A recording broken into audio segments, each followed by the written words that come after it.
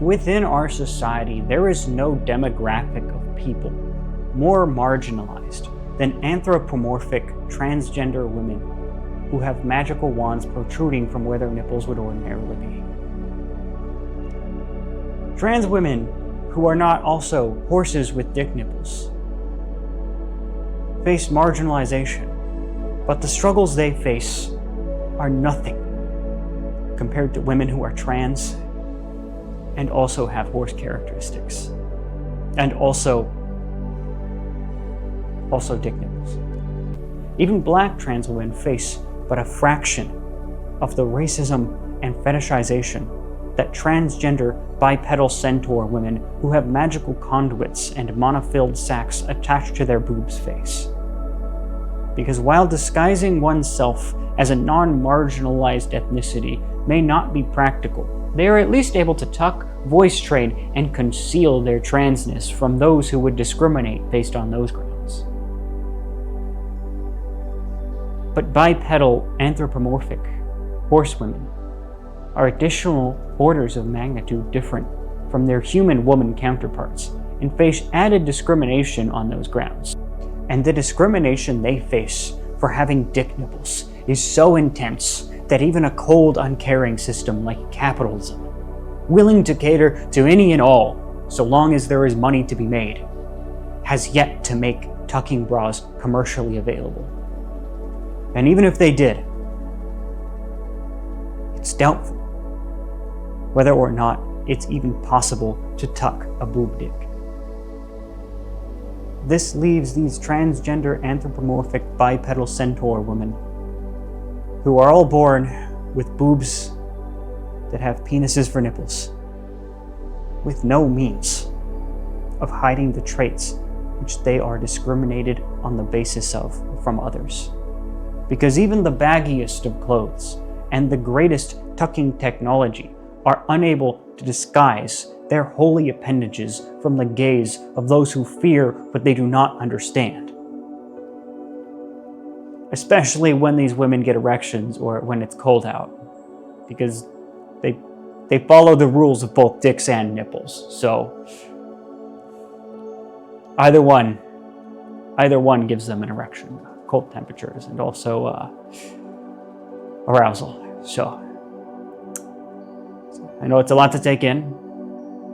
Lives are pretty hard, but fret not. Fret not, my dear equestrian, for there is hope. There is salvation. For there are, amidst all of that resides within this universe, majestic beings of incomprehensible wisdom, power, and benevolence. And upon my move to California, I was visited by them, by those dick-nippled pony goddesses, who are also knights that gather at a round table, but not in any sort of patriarchal way because they're all hermaphroditic due to their penis nipples and therefore have no gender hierarchies. For you see, they came to our planet to test the 6 mortals that they deemed most worthy of their blessings. And by blessings, I mean magical she-semen, or she-men, if you will. Before me, there were 5 unwise men, all of whom rejected their blessed bukkake based solely on the basis of bigotry, except for one who was just not into them because he was gay, and they feel kind of bad about it. It was a big misunderstanding, huge clerical error. But let's not get into that yet, because before we talk about the gay guy, we got a few others to come. The first of these unwise men rejected them because they were horses. And while this person was a furry, they were one of those furries that's really only into wolves. That individual was a white woman. And I know I said unwise men, but I was being really inclusive when I said men there. The second one rejected them on the basis of having human penis-shaped dick nipples as opposed to horsecock dick nipples, for he did not understand what those holy phalluses represented, and feared the blessings they would bestow upon him. The third rejected them for having those holiest of appendages attached to their boobs, claiming they were too Lovecraftian for him. But when pressed further, after the ceremony was over, about the true reason behind his refusal to accept their blessing, he admitted that it was because he wanted to put his penis inside of their nipples, like they do in the hentai, and even said that he wished that vaginas had been there instead. Upon this revelation, knowing that there was darkness within his soul, Commonality, the wisest of the Dicknipple pony goddesses, who is definitely not inspired by Rarity from My Little Pony, despite looking exactly like her, put him on a permanent no list and forbade any of the lesser pony deities from blessing him either.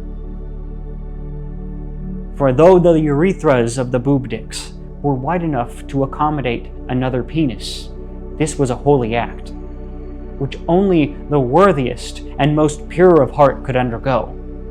Even a living saint, a prophet, an apostle, even a fellow pony goddess, was not on their own worthy of receiving the blessing of penile engulfment via sounding. So he was sent back home. And one of the ponies said she'd call him, but chose to ghost him instead, because I gotta be real with you, he was really problematic.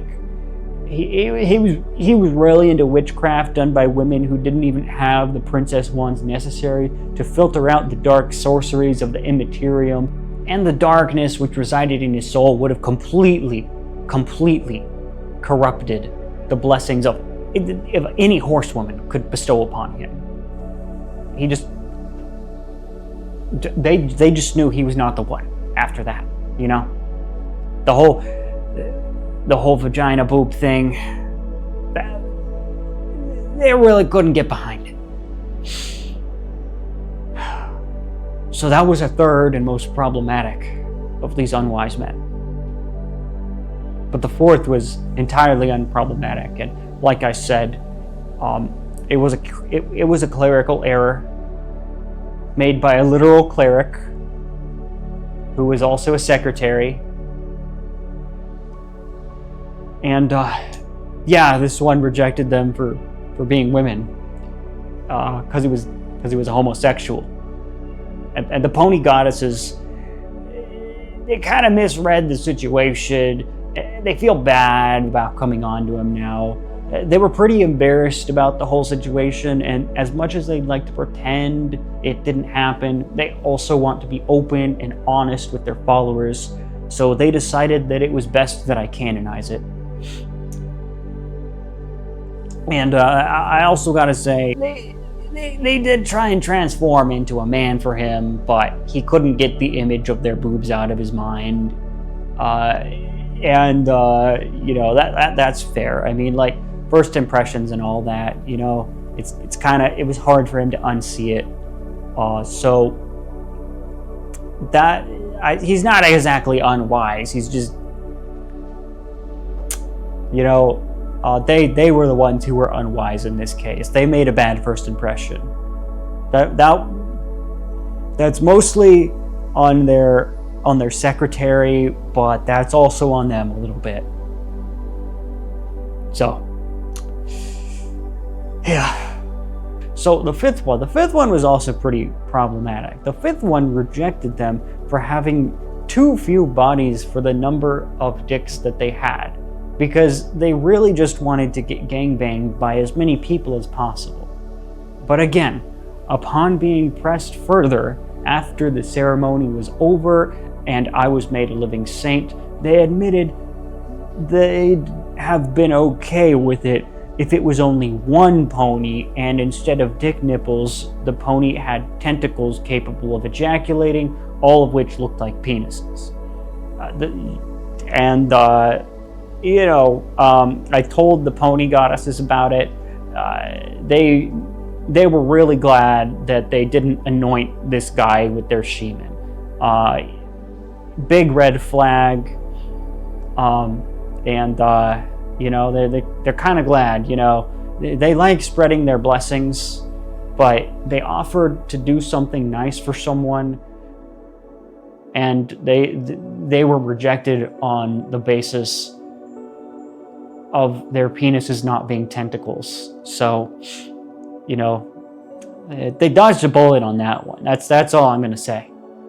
So that left me as the only candidate, the only one capable of receiving their blessings before they departed once more for the immaterial. And they had begun to think that I would reject them as well. They stood before me, these majestic beings of incomprehensible power and wisdom. Beings who may not have had a hand in creation, may not be considered gods in a traditional sense, but by the metrics of most mortals, would be deemed goddesses if they were to appear before them. And while I was standing there, while we were both standing there, our eyes met. We just stood there, the four of us. An amount of time passed which would have been uncomfortable for any mortal under ordinary circumstances. It was just me and the big titty pony women. We did not speak, but there was a sort of communication at work. Not telepathy, not body language. Something which can't be put into words. The message they were trying to convey, their ultimate test of worthiness. In all of 15 minutes, I was the only one who understood it. These anthropomorphic horsewomen who appeared before me took on the traits of both the lesser and the greater of humanity's two alleged opposing beauties. Of the supposed greater beauty which our kind refers to as women, and the supposed lesser beauty which our kind refers to as men, and had also taken on the form of some of our most marginalized demographics. All to test one thing.